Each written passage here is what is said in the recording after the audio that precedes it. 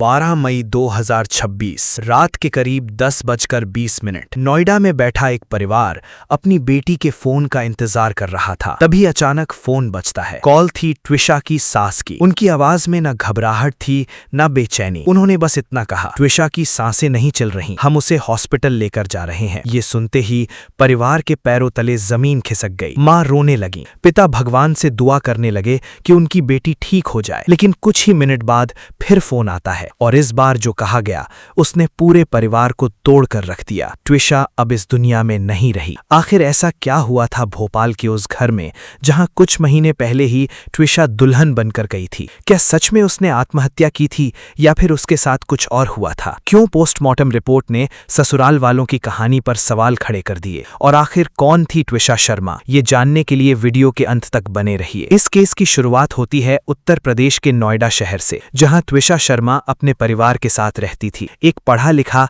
सभ्य और खुशहाल परिवार। पिता बड़े कॉर्पोरेट इवेंट्स और बिजनेस से जुड़े थे। मां मीनाक्षी शर्मा एक हाउसवाइफ थीं, जिन्होंने अपने बच्चों को अच्छे संस्कारों के साथ आत्मनिर्भर बनना भी सिखाया। परिवार में कभी बेटा बेटी में फर्क नहीं किया गया। ट्विशा और उसके भाई दोनों को बेहतरीन शिक्षा दी गई। ट्विशा बचपन से ही बेहद होशियार, कॉन्फिडेंट और महत्वाकांक्षी लड़की थी। उसने दिल्ली के प्रतिष्ठित लेडी श्रीराम कॉलेज से हिस्ट्री में ग्रेजुएशन किया। इसके बाद एडवर्टाइजिंग और पब्लिक रिलेशंस में पढ़ाई की और फिर एमबीए भी पूरा किया। लेकिन ट्विशा सिर्फ पढ़ाई में ही नहीं, ग्लैमर की दुनिया में भी अपनी पहचान बना चुकी थी। साल 2012 में उसने मिस पुणे का खिताब जीता। उसकी खूबसूरती, कॉन्फिडेंस और पर्सनैलिटी ने लोगों का ध्यान अपनी तरफ खींच लिया। धीरे धीरे उसे फिल्मों के ऑफर आने लगे। उसने कुछ साउथ फिल्मों में भी काम किया, जिनमें मोगुडू मोनागाडू और वन मैन आर्मी जैसी फिल्में शामिल थीं। लेकिन एक्टिंग उसकी मंजिल नहीं थी। ट्विशा का असली सपना था क्रिएटिव वर्ल्ड में अपना नाम बनाना। वो एक बेहतरीन राइटर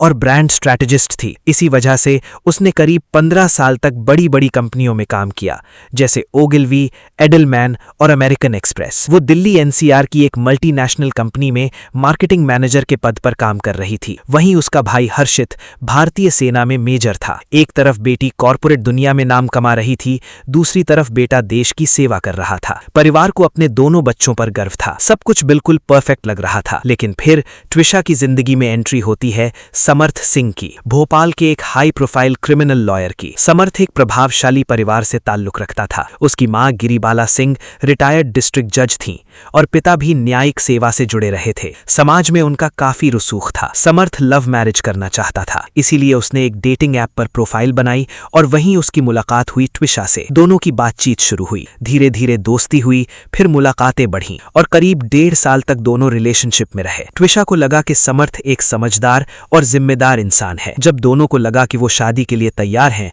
तो उन्होंने अपने परिवारों को इस रिश्ते के बारे में बता दिया। दोनों परिवार राजी हो गए और फिर 12 दिसंबर 2025 को दोनों की शादी बड़े धूमधाम से हुई। ट्विशा के परिवार ने अपनी बेटी को ढेर सारे गिफ्ट्स दिए, करीब 20 लाख रुपए के शेयर्स और इन्वेस्टमेंट्स, सोने चांदी के जेवर और हर वो चीज जो एक बेटी को विदा करते समय दी जाती है। शादी के बाद ट्विशा भोपाल शिफ्ट हो गई। उसने अपनी शानदार नौकरी तक छोड़ दी, क्योंकि वो अपनी शादीशुदा जिंदगी को समय देना चाहती थी। शुरुआत में सब कुछ अच्छा था, लेकिन कुछ ही महीनों बाद घर का माहौल बदलने लगा। अब समर्थ और उसकी मां की नजर ट्विशा के उन 20 लाख के शेयर्स पर थी। वे चाहते थे कि ट्विशा सारे शेयर्स समर्थ के नाम ट्रांसफर कर दे, लेकिन ट्विशा ने साफ मना कर दिया, क्योंकि वो जानती थी कि ये उसकी मेहनत और उसके परिवार का दिया हुआ सुरक्षित भविष्य था। बस यहीं से शुरू हुआ कथित अत्याचार। परिवार के आरोपों के मुताबिक समर्थ और उसकी मां ट्विशा को रोज ताने देने लगे। उसे लालच कहा जाने लगा, अपमानित किया जाने लगा, यहां तक कि कथित तौर पर उस पर हाथ भी उठाया गया। अगर ट्विशा किसी बात पर अपनी राय रखती तो घर में झगड़ा होने लगता। कहा जाता है कि उसे मानसिक और शारीरिक रूप से प्रताड़ित किया जाने लगा। स्थिति तब और बिगड़ गई जब ट्विशा को पता चला कि वो प्रेग्नेंट है। वो बेहद खुश थी। उसे लगा शायद बच्चे के आने से रिश्ते सुधर जाएंगे, लेकिन आरोप है कि समर्थ और उसकी मां इस बच्चे के खिलाफ थे। परिवार के मुताबिक उन्होंने ट्विशा के चरित्र पर सवाल उठाए और बच्चे को अपनाने से इनकार कर दिया। इसके बाद कथित तौर पर ट्विशा पर जबरदस्ती गर्भपात का दबाव बनाया गया। 4 से 6 मई के बीच उसका अबॉर्शन कराया गया। इस घटना ने ट्विशा को अंदर से तोड़ दिया। वो शारीरिक और मानसिक रूप से बेहद कमजोर हो चुकी थी। आखिरकार उसने अपने भाई हर्षित को फोन किया और सारी बातें बता दी। उसने कहा कि वो अब उस घर में नहीं रहना चाहती। परिवार ने तुरंत उसका नोएडा वापस आने का टिकट बुक कर दिया। 13 मई को ट्विशा घर लौटने वाली थी। थी। लेकिन उससे एक रात पहले 12 मई की रात 10:05 पर ट्विशा ने अपनी मां को फोन किया। वो फोन पर रो रही थी। उसने कहा, मुझे यहाँ बहुत घुटन होती है, मैं अब इस घर में नहीं रह सकती। तभी अचानक दरवाजा खुलता है और कथित तौर पर समर्थ अंदर आता है। समर्थ की आवाज सुनते ही ट्विशा घबरा जाती है और फोन कट जाता है। इसके बाद परिवार लगातार कॉल करता रहा, लेकिन किसी ने फोन नहीं उठाया और फिर सिर्फ 15 मिनट बाद सास का फोन आता है। ट्विशा सांस नहीं ले रही। जब उसे अस्पताल ले जाया गया तो डॉक्टरों ने उसे मृत घोषित कर दिया। इसके बाद ससुराल वालों ने दावा किया कि ट्विशा डिप्रेशन में थी और उसने कमरे में फांसी लगाकर आत्महत्या कर ली। लेकिन ट्विशा के परिवार ने इस कहानी को मानने से इनकार कर दिया। उनका कहना था, जो लड़की कुछ मिनट पहले घर वापस आने की बात कर रही थी, वो अचानक आत्महत्या कैसे कर सकती है। परिवार ने आरोप लगाया कि ट्विशा की हत्या की गई और बाद में उसे फंदे से लटकाकर आत्महत्या का रूप देने की कोशिश की गई। मामला पुलिस तक पहुंचा। पोस्टमार्टम रिपोर्ट में कई चौंकाने वाली बातें सामने आईं।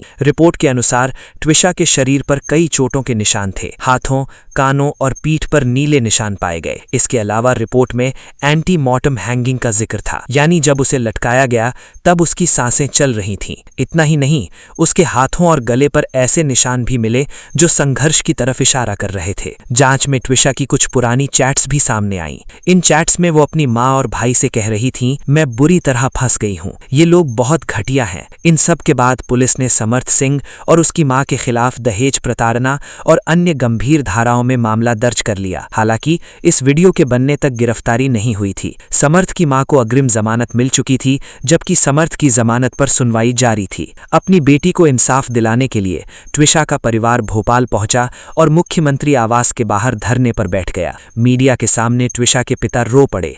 उन्होंने कहा, अगर मेरी बेटी को इंसाफ नहीं मिला तो मैं खुद को आग लगा लूंगा। ये मामला सिर्फ एक मौत की कहानी नहीं है, ये उस लालच की कहानी है जो रिश्तों से बड़ा हो चुका है, जहां पढ़ाई, पैसा, ऊंचा पद कुछ भी इंसानियत की गारंटी नहीं देता। अगर आरोप सच हैं तो ट्विशा सिर्फ एक बेटी नहीं बल्कि दहेज और लालच की भेंट चढ़ी एक और जिंदगी थी। अब देखना यह होगा कि ट्विशा को इंसाफ मिलता है या ये मामला धीरे धीरे फाइलों में दबकर रह जाता है। आपकी इस केस पर क्या राय है? कमेंट करके जरूर बताइए।